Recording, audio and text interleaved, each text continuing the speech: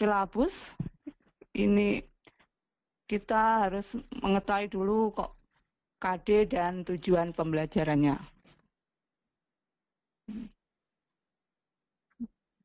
Sebetulnya materi Passive Voice itu bagian dari teks. Jadi Passive Voice itu diajarkan di dalam teks. Kalau dalam bahasa, sebetulnya sama seperti bahasa Indonesia juga gitu. Di sini kelas 10 di KD teks deskriptif itu kita mengajarkan kepada anak-anak tentang Passive Voice. Passive voice dalam bahasa Indonesia dikenal sama seperti kalimat pasif. Kalimat pasif itu kalau ada kalimat pasif berarti ada kalimat aktif. Kita lanjutkan ke materi.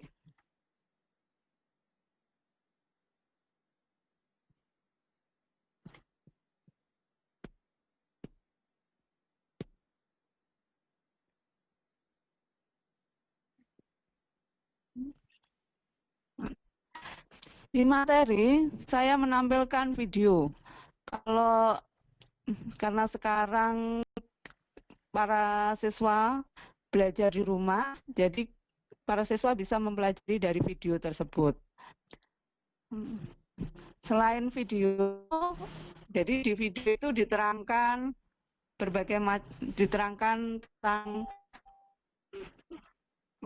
tentang kalimat pasif yang berasal dari kalimat aktif. Nanti kalimat pasif itu rumusnya subjek, to be, kata kerja bentuk 3. Jadi kalimat pasif itu selalu menggunakan kata kerja bentuk 3. Kita lanjut saja.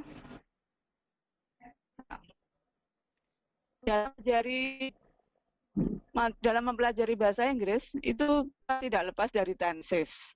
Tenses itu juga tenses itu berhubungan dengan bentuk kata kerja. Tenses dasarnya dibagi 3. Dasarnya ada present, past tense, dan perfect. Di sini saya menampilkan kata kerja bentuk 1, bentuk 2, dan bentuk 3. Kata kerja bentuk 1 itu biasanya digunakan untuk bentuk present. Kata kerja bentuk 2 itu dipakai untuk tenses bentuk past tense. Kalau kata kerja bentuk 3 dipakai untuk perfect. Kalimat juga menggunakan kata kerja bentuk 3. Sebelum jauh, kata kerja itu ada yang reguler, ada yang irregular. Reguler itu beraturan. Kalau irregular itu tidak beraturan. Jadi kalau beraturan itu misalnya kata kerja bentuk 1-nya anse, kata kerja bentuk 2-nya itu penambahannya ed. Sama, bentuk 3-nya juga penambahannya ed. Kalau tidak beraturan, itu bentuk 2 dan bentuk 3-nya berbeda. Sudah beda. Kita lanjut ke materi berikutnya. Di sini ditampilkan tenses bentuk present, past tense, dan future. Rumusnya sama, tetap subjek, to be, kata kerja bentuk 3. To be itu yang bagian depan, tidak dimunculkan. Dari kolom rumus ini saya kira anak-anak tahu, sudah ngerti. Jadi kalau simple itu subjek, to be, kata kerja bentuk 3. Kalau bentuk continuous itu subjek, to be, being, kata kerja bentuk 3. Simple itu contohnya simple present, simple past, simple future. Kalau bentuk continuous contohnya present continuous, tensesnya maksudnya present continuous, past continuous, dan future continuous. Selanjutnya ke perfect, itu rumusnya to, have been, kata kerja bentuk 3. Perfect itu bisa present perfect, bisa past perfect, bisa future perfect. Kita ke materi selanjutnya. Ya, di sini diberikan contoh kalimat she sweep the floor itu tenses simple present. Kalau she sweep the floor every day itu hanya penambahan keterangan waktu saja. Itu She swept the floor itu kalimat aktif. Kalau dijadikan pasif, the floor is swept by her. Jadi kalimat aktif kalau berubah jadi pasif itu perpindahan jadi dari subjek kalimat aktif berubah tempatnya menjadi objek di kalimat pasif. Sama seperti bahasa Indonesia saya kira.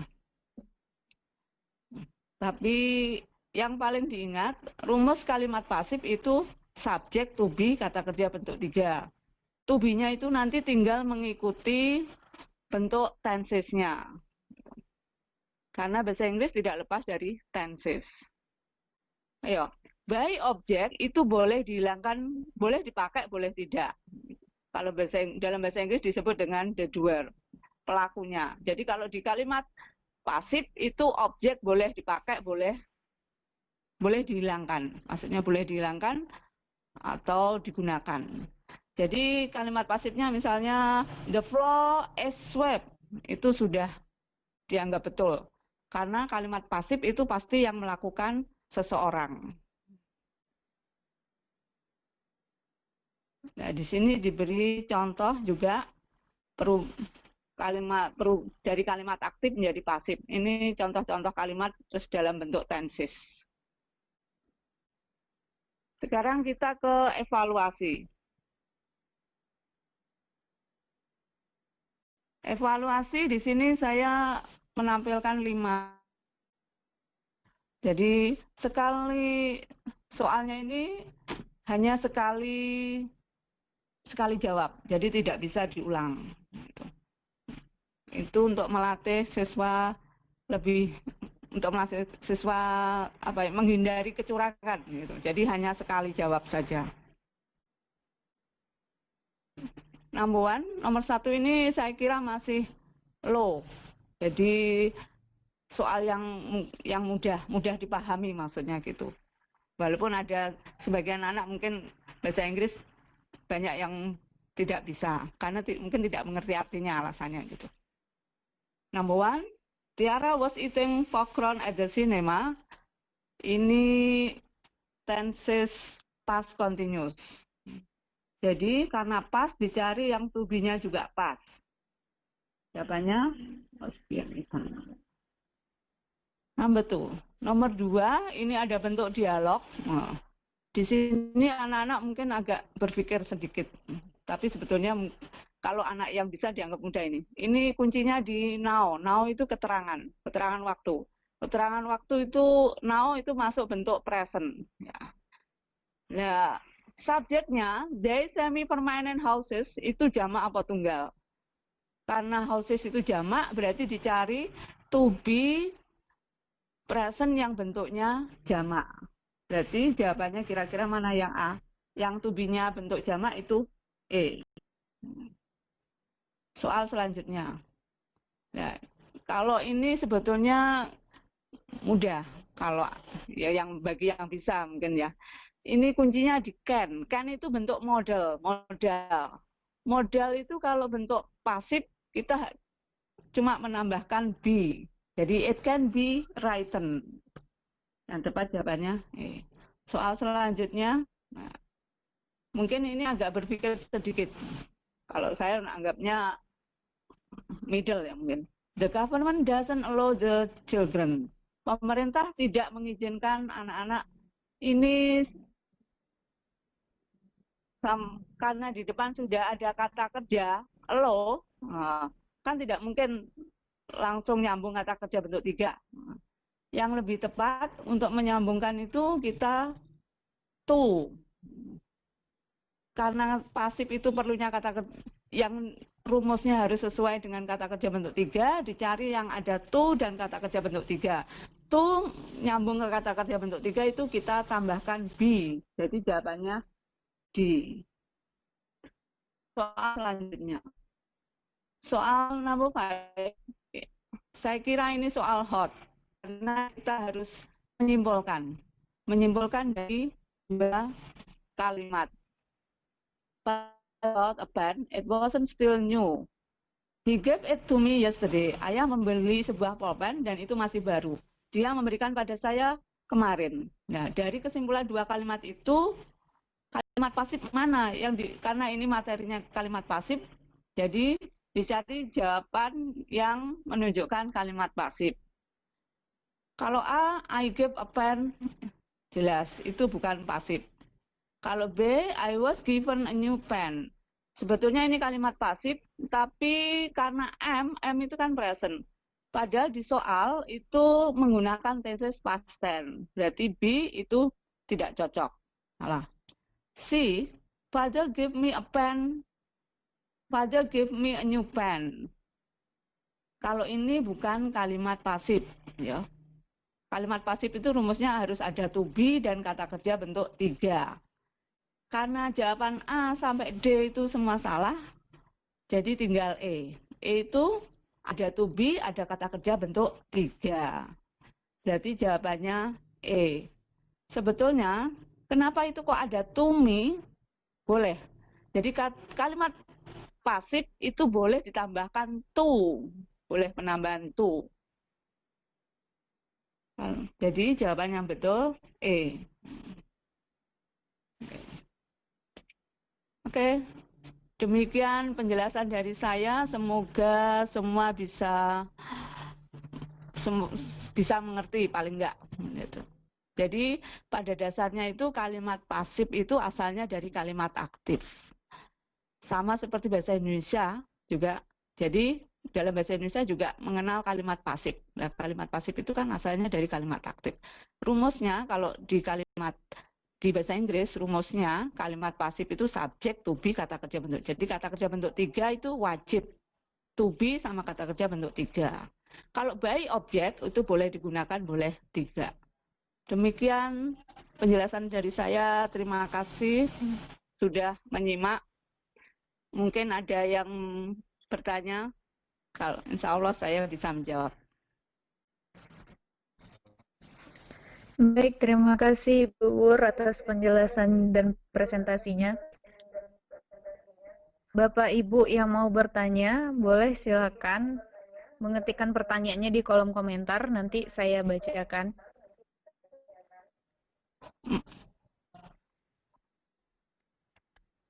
Maaf, suaranya Bu Windan kurang keras. Bu Winda. Halo? Iya, Bu. Suaranya kurang keras. Suaranya kecil, suaranya. Baiklah Bapak Ibu. Jelas, Bu? Oke. Oke, kurang keras sedikit, Bu. Oh gitu. Yang mau bertanya, silahkan ketikkan pertanyaannya, nanti saya bacakan.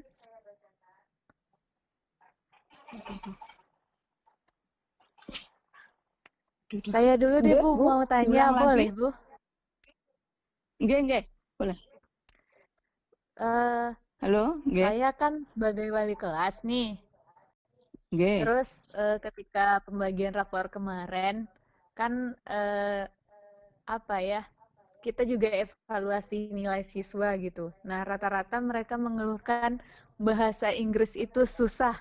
Nah, apa ya Bu kiatnya biar bisa belajar bahasa Inggris dengan gampang gitu? Ya, terima kasih atas pertanyaannya. Saya kira kalau belajar bahasa Inggris dengan gampang nggak ada, Bu. Tapi mungkin ada triknya saja, guys.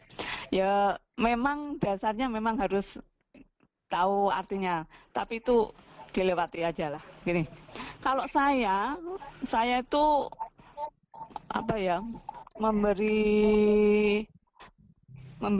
apa ya, inspirasi gitu pada anak-anak. Itu biasanya anak-anak itu kan suka kalau apa itu mendengarkan lagu. Nah, mendengarkan lagu atau nonton film. Nah, dari mendengarkan lagu itu kira-kira ya walaupun tidak tahu artinya persisnya, paling enggak kan itu maksudnya lagunya itu waktu membawa maksudnya itu bagaimana perasaannya gitu waktu membawakan lagu itu.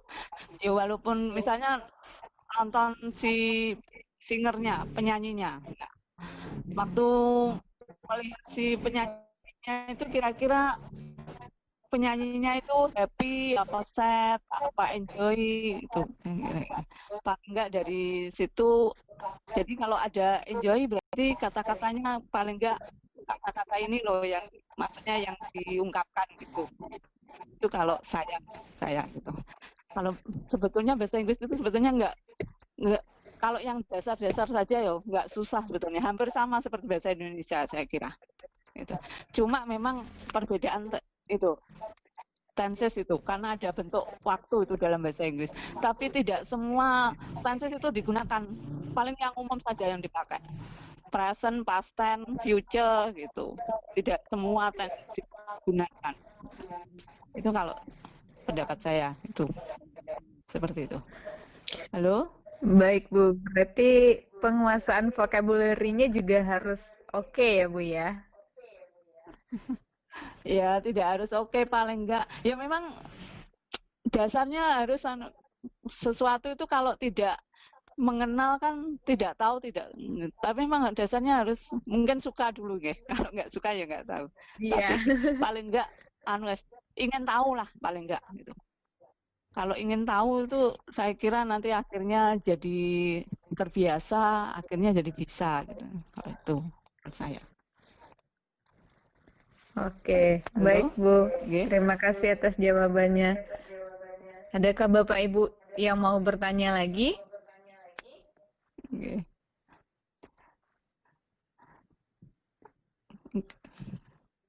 Mungkin ada yang mengajukan pertanyaan.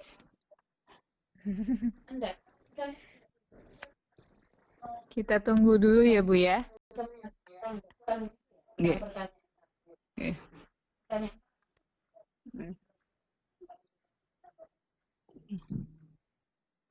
Oke, monggo.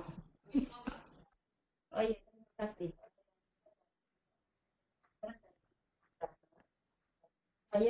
Ayo Bapak Ibu yang mau bertanya silakan.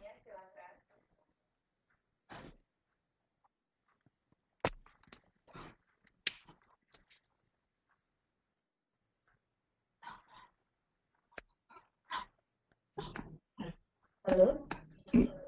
Oke, halo.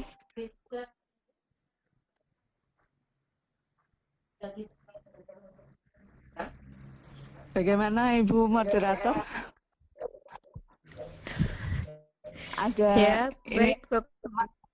Apa ya, ada yang mau bertanya? Kalau menanggapi maksudnya gitu, memberi materi gitu seperti itu.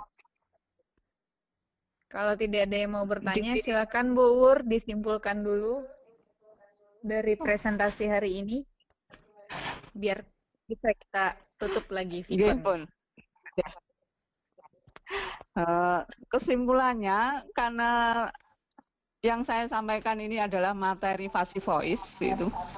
Passive voice itu kalimat pasif. Dalam kehidupan sehari-hari kita juga mengenal kalimat pasif. Kalimat pasif itu kan paling apa ya? Paling gampangnya contohnya itu misalnya disuruh gitu maksudnya deh. Ibu makanan misalnya gini. Adik minum susu.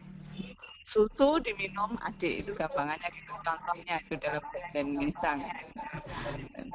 Jadi dalam kehidupan sehari-hari kita juga mengenal ucapan pasif gitu. Jadi itu sebetulnya ya. Terus kalau dalam bahasa Inggris itu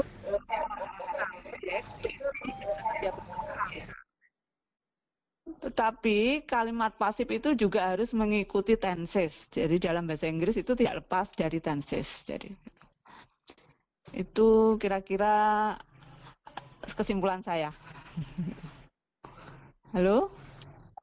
Ya, baik Bu. Terima kasih atas kesimpulannya.